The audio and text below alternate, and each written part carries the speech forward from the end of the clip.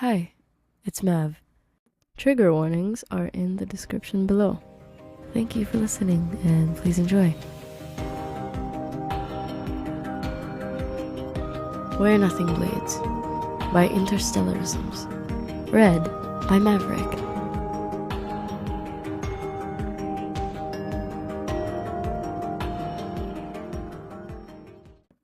Chapter 5. Adaptability. What were your students like? If you want to make Ryland Grace smile, there is one surefire way to do it. Ignite what he's passionate about. My kids. They were a great bunch. We had this game. It was their favorite. It was called The Beanbag is Lava. And, here it is. He finds the beanbag on the table. The blue and green yarn thing that Simon had seen when he first woke up. So that's what that was. Grace tosses the beanbag to him, and Simon catches it from where he was sitting. Simon holds the little plush thing in his hand. This was probably one of the most important things to him, if he had to guess. They just had dinner, and they were doing their favorite activity together. Talking. I'd throw the beanbag, and whoever caught it had to answer a science question. Abby was always the fastest one to answer. She'd steal the spotlight from her other classmates. Jeff was the one who was always neck and neck with her. Trang was a bit more on the quiet side, but boy, that girl always aced my exams. I think I had to make them more difficult just for her. Roland always got that twinkle in his eye whenever he spoke about his students. He'd refer to them as his kids. To Ryland, they were his own. Simon admired it, mostly because he couldn't possibly understand how to do it himself. Nurturing a bunch of young minds like that felt like a daunting responsibility, and Simon wouldn't know where to begin if he even tried. He liked watching Grace talk about them. His eyes would light up, and he'd get this little half-smile on his face. He would look away from Simon, focusing on the wall or the floor as he lets his mind wander back home. Do they know you're all the way out here? Simon asks, tossing the beanbag back to him. Ryland catches it. He squishes it in his hand. Yeah, they did, Grace says, quieter, this time. Before I even started working on the project, I had to live on a boat. So I told them I was going on a mission. I just didn't tell them what that really meant. He exhales, rubbing the back of his neck. They made me notes, drawings, stuff like that. Strat was nice enough to put those in my personal items. A small, almost absent smile flickers across his face. I even showed them to Rocky, actually, when he was recovering.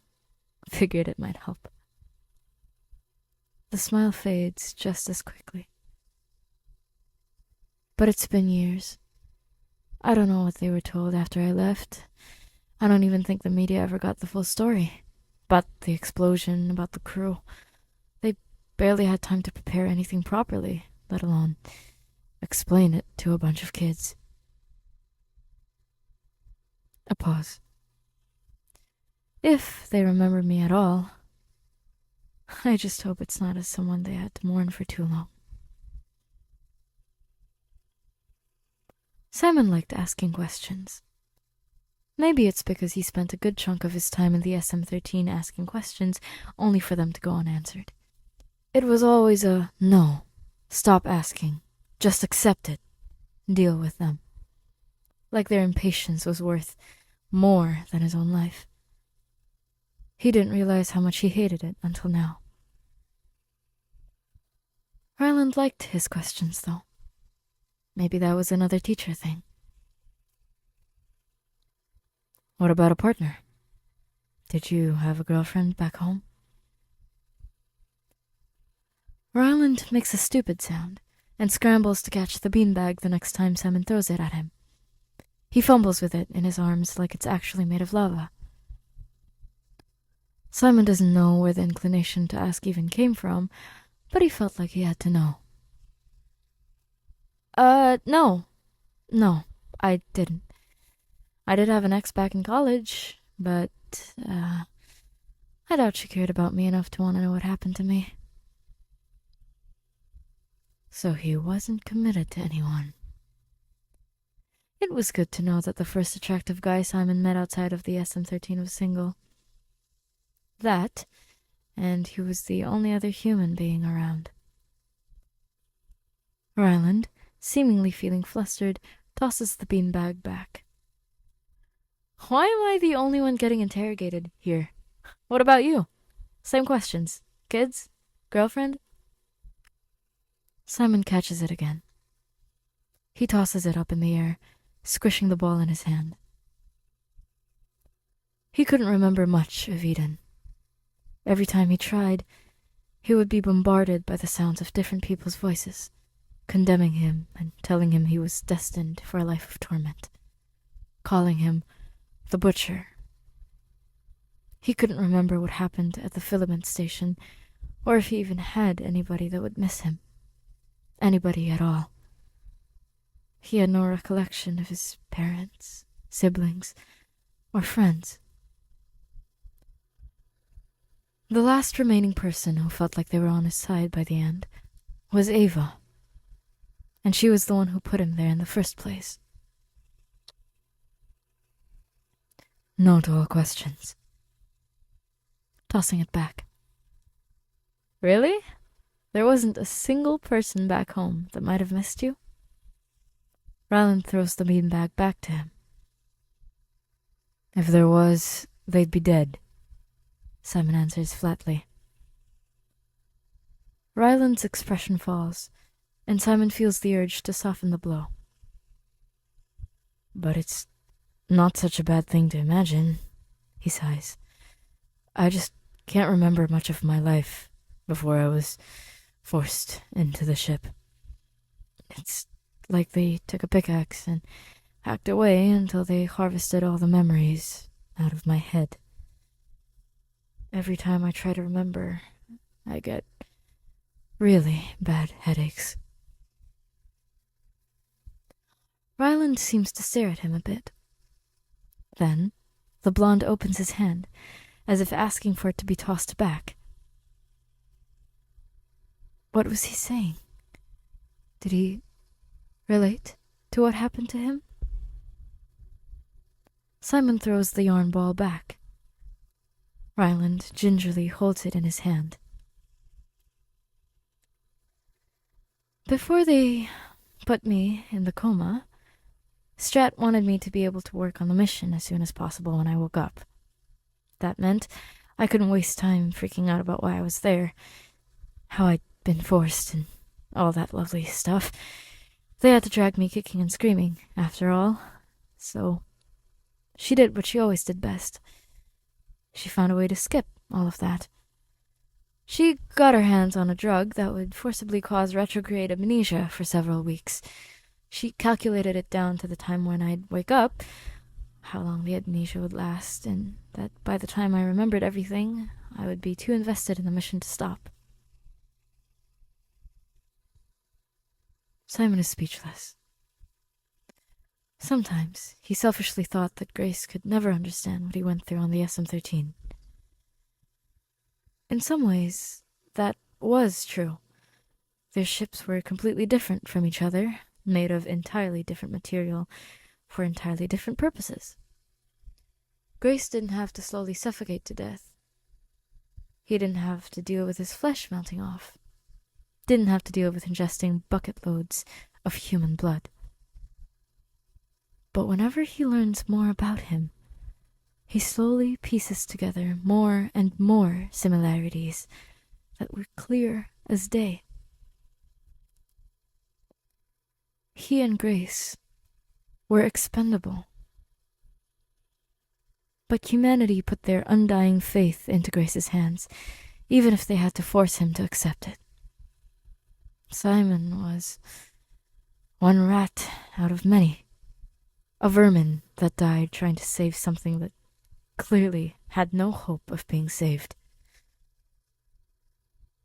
He doesn't know what happened to the black box. He doesn't know if his suffering was in vain or not.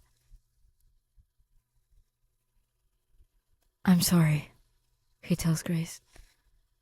That's all he can say. And it had been extremely effective when Ryland said it to him. Ryland shakes his head, smiling. It doesn't reach his eyes. I've made peace with it. For a while, I hated Strat for what she did. But how could I hate her when she ended up being right? He wonders if he could feel the same for Ava, if he could ever bring himself to forgive her. She was dead, now, so there wasn't really a point to holding a grudge. She was doing what she had to for the sake of humanity. It probably wasn't easy. And if Simon had been in her position, maybe he would have done the same. It's strange. He never would have thought of forgiving Ava, or the COI, until now. But seeing how Ryland could make peace with the one who condemned him, then maybe he could, too. Maybe he could live the rest of his life without being haunted by his own circumstances. If he really wanted to live freely, then he had to learn to let go of what was anchoring him in the first place. You're a better man than me, Simon huffs, stretching in his chair and cracking his back. Ryland averts his gaze, tossing the beanbag on the table beside them both. We should probably turn in. It's getting late. And hey, you know what? Tomorrow, I've got a class scheduled. Maybe you could sit in and watch? Simon gives him an incredulous stare. What on earth could he contribute to a science class for Iridians? Grace, noticing his hesitation, immediately clarifies. Oh, you don't have to worry about teaching or anything. You can just watch. Trust me, they're pretty entertaining when they want to be. Doesn't seem like a bad idea at all. Plus, it's a chance to watch Ryland in his element. Okay, Simon nods. Ryland beams, and he's immediately glad he agreed. Okay. I'm looking forward to it. Good night, Sai. Corny. It's working on him. Good night, Rye. Hello everyone, Maverick here. Thank you so much for listening. I know I said that the updates for this podfic were going to be every 5 days, but I kind of got excited and I finished recording chapters 5 and 6, edited chapter 5 a while ago, and so now here it is, early for you guys. See you in the next one.